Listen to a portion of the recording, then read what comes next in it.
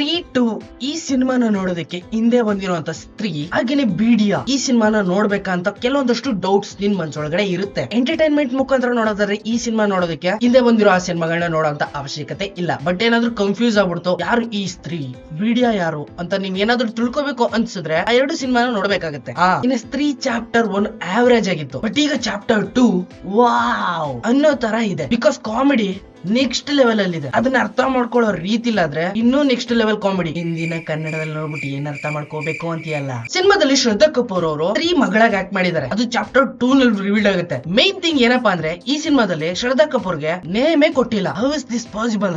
ಇನ್ನು ಚಾಪ್ಟರ್ 1 ನಲ್ಲಿ ಸ್ತ್ರೀ ಎಂಟ್ರಿ ಆಗಿ ಗಂಡು ಮಕ್ಕಳನ್ನ ಕಿಡ್ನಾಪ್ ಮಾಡ್ಕೊಂಡೋಗಿ ಬೆತ್ಲೆ ಮಾಡಿ ಅವಳ ಜೊತೆ ಸರ್ಸ ಆಡ್ತಾ ಇದ್ಲು, ಗೊತ್ತಲ್ಲ ನಿಂಗೆ. ಇನ್ನ ಚಾಪ್ಟರ್ 2 ನಲ್ಲಿ ಸ್ತ್ರೀ ತರ ಮಾಡಿದವನು ಸರ್ಕಟ, ಅವನ್ ಬಾಡಿ ಮೇಲೆ ತಲೆನೇ ಇರಲ್ಲ, ಇವನು ಎಂಟ್ರಿ ಕೊಡ್ತಾನೆ ಸೆಕೆಂಡ್ ಚಾಪ್ಟರ್ ಅಲ್ಲಿ. ಈ ಸಲ ಡಿಫ್ರೆಂಟ್, ಗಂಡಸರನ್ನ ಬಿಟ್ಬಿಟ್ಟು ಇವನು ಲೇಡೀಸ್ ಗಳನ್ನ ಕಿಡ್ನಾಪ್ ಮಾಡ್ತಾ ಇರ್ತಾನೆ. ಇದನ್ನ ನಾನು ಎಕ್ಸೆಪ್ಟ್ ಮಾಡಿರ್ಲಿಲ್ಲ. ನನ್ನ ತಮ್ಮನೂ ಕೂಡ ಕಿಡ್ನಾಪ್ ಮಾಡ್ಕೊಂಡು ಹೋಗ್ತಾನೆ. ಕಿಡ್ನಾಪ್ ಮಾಡ್ಕೊಂಡು ಹೋಗಿ ಏನೇನೆಲ್ಲ ಮಾಡಿರ್ತಾನೆ ಗೊತ್ತಾ? ಮುಂಡಿನ ಸ್ಮೂತ್ ಆಗಿ ಬೋಳ್ಸಿ ಬಾಂಡ್ಲಿ ಮಾಡ್ಬಿಟ್ಟಿರ್ತಾನೆ ಹುಡುಗಿರ್ನೆಲ್ಲ. ಇನ್ನು ಚಾಪ್ಟರ್ 1 ಅಲ್ಲಿ ಬಿಕ್ಕಿ, ರುದ್ರ ಬಿಟ್ಟು ಇವ್ರ 3 ಜನದ ಜೊತೆ ಶ್ರದ್ಧಾ ಕಪೂರ್ ಸೇರ್ಕೊಂಡು ಸ್ತ್ರೀನ ಸಂಹಾರ ಮಾಡಿರ್ತಾಳೆ. ಇನ್ನು ಚಾಪ್ಟರ್ 2 ನಲ್ಲಿ ಇವ್ರ 4 ಜನನೇ ಸೇರ್ಕೊಂಡು ಇವನನ್ನು ಸಂಹಾರ ಮಾಡ್ಲೇಬೇಕು. ಜೊತೆಗೆ ಹೊಸ ಒಂದು ಕ್ಯಾರೆಕ್ಟರ್ ಎಂಟ್ರಿ ಬೀಡಿಯಾ. ಇನ್ನ ಬೀಡಿಯಾ ಸಿನಿಮಾದಲ್ಲಿ ವರುಣ್ ಧವನ್ ತಿಕಾನ ಕಚ್ಬಿಟ್ಟು ಬೀಡಿಯಾ ಅವನನ್ನ ಬೀಡಿಯಾ ಮಾಡ್ಬಿಡ್ತದೆ. ಅದೊಂದು ಸ್ವಲ್ಪ ಫನಿ ಆಗಿದೆ. ಈ ಎಲ್ಲಾ ಸಿನಿಮಾಗಳು ಕನೆಕ್ಟ್ ಆಗೋದು 3 ಯೂನಿವರ್ಸ್ ಒಳಗಡೆ. ಮೆಡಾ ಪ್ರೊಡಕ್ಷನ್ ಅವರು ಈಗ ಹೊಸ ಒಂದು ಯೂನಿವರ್ಸ್ ನ ಕ್ರಿಯೇಟ್ ಮಾಡಿದ್ದಾರೆ, ಕಾಮಿಡಿ ವಿತ್ ಹಾರರ್ 3 ಯೂನಿವರ್ಸ್. ಒಂದು ಬೇಜಾರಾಗೋ ವಿಷಯ ಏನಪ್ಪಾ ಅಂದ್ರೆ ತಮ್ಮನ ಮುಂಡಿನ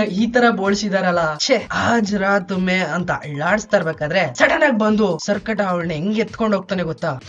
ಅವಳು ಮುಂಡಿಗೆ ಏನೇನೆಲ್ಲ ಮಾಡ್ಬಿಟ್ಟಿರ್ತಾನೆ ಗೊತ್ತಾ ಸರ್ಕಟ. ಸೀರಿಯಸ್ಲಿ ಈ ಸಿನಿಮಾ ನಿಮ್ಮನ್ನ ಡಿಸಪಾಯಿಂಟ್ ಅಂತೂ ಮಾಡೋದಿಲ್ಲ. ಕಾಮಿಡಿ ಲೆವೆಲ್ ಅಲ್ಲಿ ನಿಮ್ಮನ್ನ ನಗಿಸ್ತಾನೆ ಇರ್ತದೆ. ಕನ್ನಡ ಆಡಿಯನ್ಸ್ ಗಳಿಗೆ ಈ ಸಿನಿಮಾನ ನೋಡ್ಬಿಟ್ಟು ಸ್ವಲ್ಪ ಅರ್ಥ ಮಾಡ್ಕೊಳ್ಳೋದ್ರಲ್ಲಿ ಕನ್ಫ್ಯೂಸ್ ಆಗ್ಬಹುದು ಏನ್ ಹೇಳಿರ್ಬಹುದು ಅಂತ. ಬಟ್ ಎಂಟರ್ಟೈನ್ ಮುಖಾಂತರ ಈ ಸಿನಿಮಾನ ನೀವೇನಾದ್ರು ನೋಡಕ್ ಹೋದ್ರೆ ನಿಜವಾಗ್ಲೂ ಡಿಸಪಾಯಿಂಟ್ ಅಂತೂ ಮಾಡಲ್ಲ. ಟ್ರೂಲಿ ಸಿನಿಮಾದಲ್ಲಿ ಮೇನ್ ಆಗಿ CGI ಇದನ್ನ ಯಾವ ರೀತಿ ಎಕ್ಸ್ಪೋರ್ಟ್ ಮಾಡಿದಾರೆ ಅಂದ್ರೆ ಪರವಾಗಿಲ್ಲ, ಓಕೆ ಆಯ್ತು, ಈ ಬಜೆಟ್ ಅಲ್ಲಿ ಇದು ಓಕೆ ಅನ್ನೋ ರೇಂಜ್ ಮಾಡಿದ್ದಾರೆ. ಬಟ್ ರಿಯಲಿಸ್ಟಿಕ್ ಆಗಂತೂ ಇರಲ್ಲ. 3D ನಲ್ಲಿ ಇದು ಸಾಕಪ್ಪ, ಇಷ್ಟಿದ್ರೆ ಓಕೆ ಅನ್ನೋ ರೇಂಜ್ ಗಂತೂ CGI ನ ಯೂಸ್ ಮಾಡ್ಕೊಂಡು ಈ ಸರ್ಕಟ ಆಗಿನ 3 ನ ಕ್ರಿಯೇಟ್ ಮಾಡಿದ್ದಾರೆ. ಇನ್ನು VFX ನೆಕ್ಸ್ಟ್ ಲೆವೆಲ್. ಕೊನೆ ಕ್ಲೈಮ್ಯಾಕ್ಸ್ ಮಾತ್ರ ಟೂ ಗುಡ್ ಆಗಿದೆ, ಟೂ ಗುಡ್ ಆಗಿ. ಇನ್ನು ಇದ್ರ ಜೊತೆಗೆ ಶ್ರದ್ಧಾ ಕಪೂರ್ ಅವರ ಹೆಸರನ್ನ ಕೊನೆಯಲ್ಲಿ ಸೀಕ್ರೆಟ್ ಆಗಿ ಬಿಕ್ಕಿಗೆ ಹೇಳ್ಬಿಟ್ಟು ಹೋಗ್ಬಿಡ್ತಾಳಲ್ಲ, ನನ್ಗೂ ಹೇಳ್ಬೋದಾಗಿತ್ತಲ್ವಾ.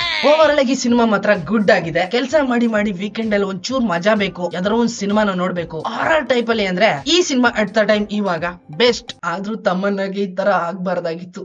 ಅವಳನ್ನ ವಿತೌಟ್ ಮುಂಡಿ ನೋಡೋದಕ್ಕೆ ಚೆನ್ನಾಗಿ ಕಾಣೋದೇ ಇಲ್ವೇ. ಇನ್ನ ಈ ಯೂನಿವರ್ಸ್ ಮತ್ತೆ ಕಂಟಿನ್ಯೂ ಆಗುವಂತ ಚಾನ್ಸಸ್ ಇದೆ. ಬಿಕಾಸ್ ಇನ್ನು ಸ್ತ್ರೀ ಸತ್ತಿಲ್ಲ, ಅವಳ ಮಗಳು ಕೂಡ ಮತ್ತೊಂದು ಹೊಸ ಕ್ಯಾರೆಕ್ಟರ್ ಇನ್ವಾಲ್ವ್ ಆಗುವಂತ ಸಾಧ್ಯತೆ ಇರುತ್ತೆ. ಇನ್ನು ಮೂಂಜಿಯಾ ಇದೆ, ಅದ್ರ ಕಡೆಯಿಂದ ಏನಾದ್ರು ಬರುವಂತ ಸಾಧ್ಯತೆ ಇದೆ. ರೂಹಿನೂ ಕೂಡ ಇದೆ. ಬಟ್ ಇದನ್ನ ಜಸ್ಟ್ ಸಿನಿಮಾಗಿ ತಗೋಬೇಕು. ಈ ಯೂನಿವರ್ಸ್ ಒಳಗಡೆ ಅದೊಂದು ಸಿನಿಮಾ, ಅರ್ಥ ಆಯ್ತಲ್ವಾ? ಆ ಯೂನಿವರ್ಸ್ ಒಳಗಡೆ ಅದೊಂದು ಸಿನಿಮಾ ಅಷ್ಟೇನೆ ರೂಹಿ ಅನ್ನೋದು. ಅದು ಈ ಯೂನಿವರ್ಸ್ ಒಳಗಡೆ ಎಂಟ್ರಿ ಕೊಡಲ್ಲ, ಎಕ್ಸಿಸ್ಟ್ ಕೂಡ ಮಾಡಲ್ಲ. ನಾನಂತೂ ಈ ಸಿನಿಮಾನ ನೋಡಿದ್ದು ಓನ್ಲಿ ಫಾರ್ ತಮನ್ನ. Aaj Rath.